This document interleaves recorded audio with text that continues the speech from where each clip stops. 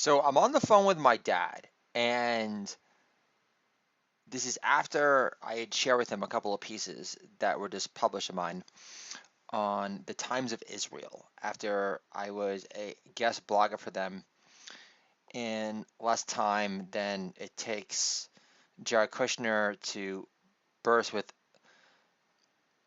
over the top joy with Ivanka and Sheer whenever she talks dirty to him in Mandarin again.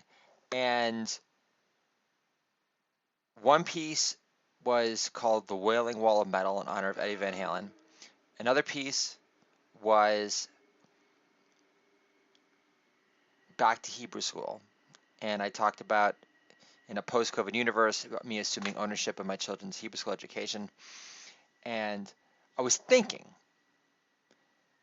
that I would share this with my father because he could derive some form of vicarious pride in a publication such as the Times of Israel, which is considered centrist, which I know my father likes to portray himself as, and who's immune to Trump derangement syndrome altogether. And all his only takeaway was that the Eddie Van Halen piece, where I use an old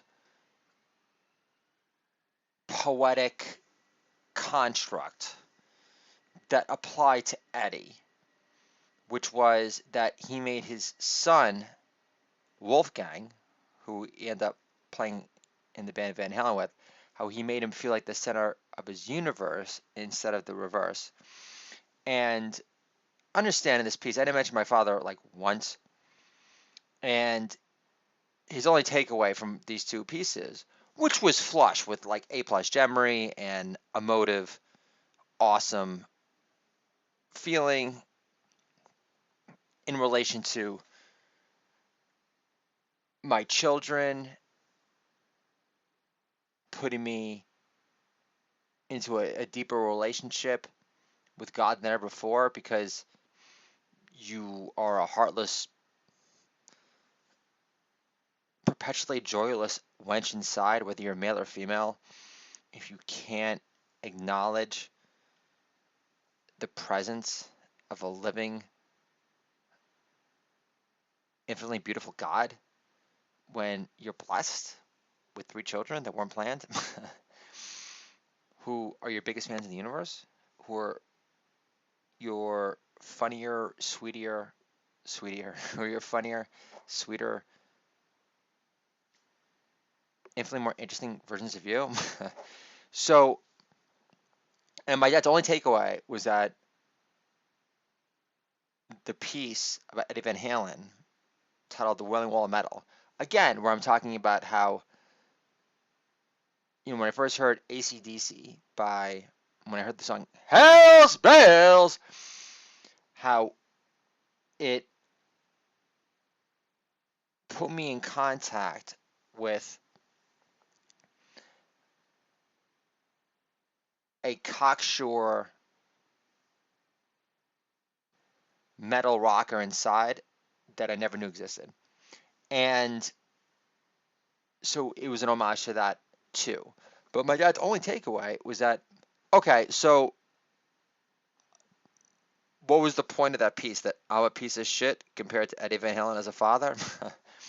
And if that isn't the definition of being a narcissistic prick, I don't know what is. But the conversation got 10 times worse prior when I decided to bust my balls of my dad a tad, where I said, because he hates the fact that I support President Trump, I said, for the record, the Times of Israel isn't an alt-right dirt rag, in case you were wondering. And he laughed. And my dad doesn't like to laugh that often in my material. And that wasn't an ad lib. That was actually planned ahead of time. But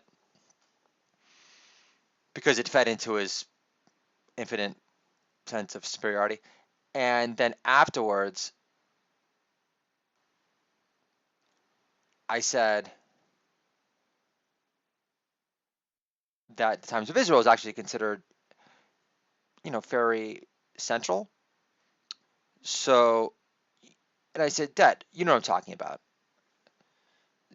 The concept of how you wish to purport yourself as being central, such as the time when I visited you in Arizona not too long ago with the kids, and CNN was blasting at the highest decibel possible. And later, after 2 days nonstop, I said, Dad, you want to listen to CNN in your Arizona stay at home? Go nuts. You worked your ass off. You stepped over the GW Bridge your entire life to provide a great living for your family. It's your God-given right and your American granted freedom. However, can you just tone down the decibel just a bit? And then my dad got defensive. He said, well, I only watch CNN for finance news. Yeah, Dad. And I only watch Real Time with Bill Maher for my Bible study group. Can I get a holla? For sounding very melodramatic, psychobabble confessionary, but then delivering the comedic, lighthearted goods. So, I'm not on the verge of stepping off a fucking cliff. Holla. Thank you very much. So I read in Sue Menger's biography. She's a famous female super agent, represented Barbara Streisand. And her father committed suicide. And what I learned in that book is that, not that I've been considering suicide, but if you do commit suicide, and if you're Jewish, they bury you outside the cemetery gates, which I've always pointed out to my children. Which would be an interesting conversation next time, not next time, but the eventual time where they attend a post-COVID safe space party and some depressive new age goth kid decides to play the soundtrack to 13 Reasons Why backwards on vinyl. For the record, I don't know if you guys know about this, just slight sidetrack. It's semi-related. But did you ever read the suicide note that Kate Spade left behind for her husband and only daughter? It is not even a contest. It is the most passive-aggressive suicide note of all time. She says, and this is it. It's not your fault. She's addressing the daughter. And then she adds, with incredibly illuminating clarity, Dad will explain. Can you imagine? Later that night, the dad, who's actually David Spade's brother, comes home to read that note, says, Dad will explain? Explain what? I was the one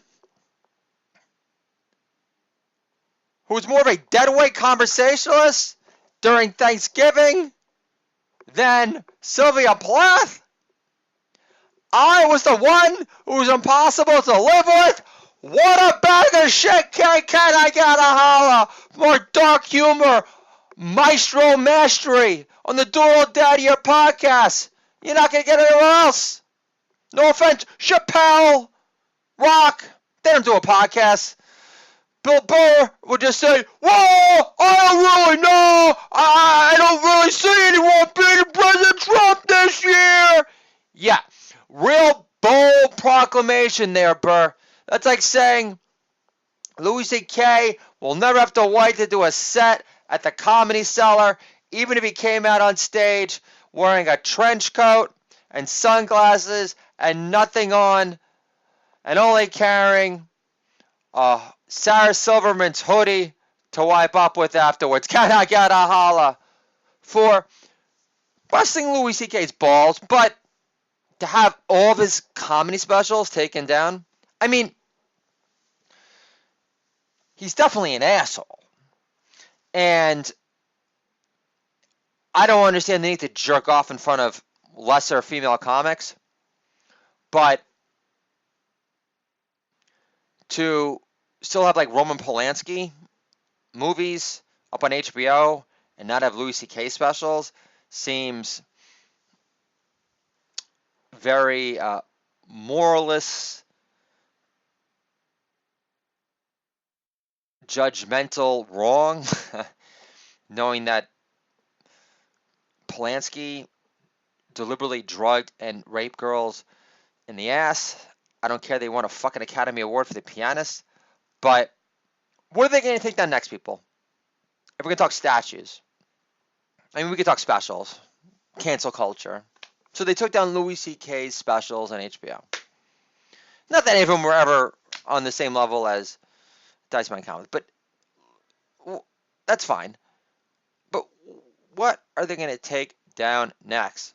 The Rocky statue in Philly because it promotes white supremacy? Can I get a holla for having nothing but A-plus gem ring at the tip of my tongue? Because I've been a fucking writing machine for 4 years. Have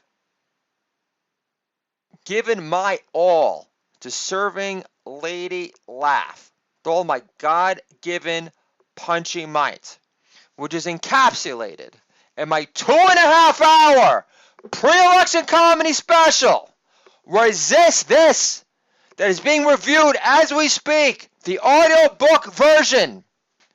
This is my Dice Man comic times 2.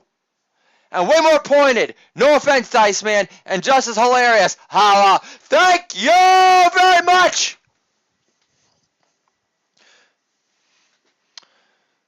So, the worst part about the conversation with my dad was another part that I was planning on when I said, hey, Dad, do you condemn my younger brother calling me a Nazi for supporting the best friend Israel never had, that being President Trump? And my dad, without flinching, with 0.0 regretful hesitation, says, no, and this is after I got my first 4.5-star review for the Great American Jew novel, my midlife crisis reinvention tale. But an unemployed father of 3 who reinvents himself as a kosher cheesesteak pusher personality to make his doodle dad year come true, since his beshert, meant to be 9-year-old Jewish daughter becomes his talent agent to ensure he doesn't give up on capitalizing off his special brand of funny just yet. Can I get a holla for jerking off my synopsis pitches? Long time, holla. But after all this, after just getting my first 4.5-star review for the Great American Jew novel, after having the Good Man Project publish 23 of my pieces about the gift of unplanned fatherhood and how I never mastered out of the pump fake, and after writing Control My Kids, a comedy, a love story, books on Father Blow until then, and after writing Dual Dad Does Jokes, after all this, after eating kosher for the past year, I'm the last self-loving Jewish New Yorker, where I write a letter to God apologizing for breaking my kosher diet. I said to my wife, making it a sustained issue when we went to see Cheap Trick on Valentine's Day at the Capitol Theater. And all I wanted to hear was, come on! With the nagging, awful, buzzkill, residual aftermath from my wife for refusing to try her delectable shrimp grits. After all this, my father's the goal, unadmitted goal to say, no, I won't condemn your younger brother for calling you a Nazi. Dual Dad Nation, I haven't felt this betrayed since Mel Gibson snuck Sylvester Stallone into Expendables 3. This is the Doodle Dad Year podcast. Dad-friendly entertainment for you and me. Controlling kids of comedy can make our kids great again. My 3 fuss-free kids, 98% of the time, are living proof of it. And if you're a litter agent, and if you say, well, this isn't right for me, then you care about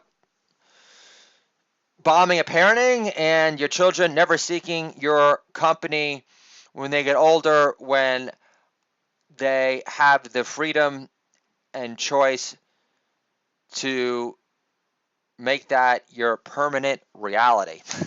Shabbat shalom, and I'll talk to you guys soon.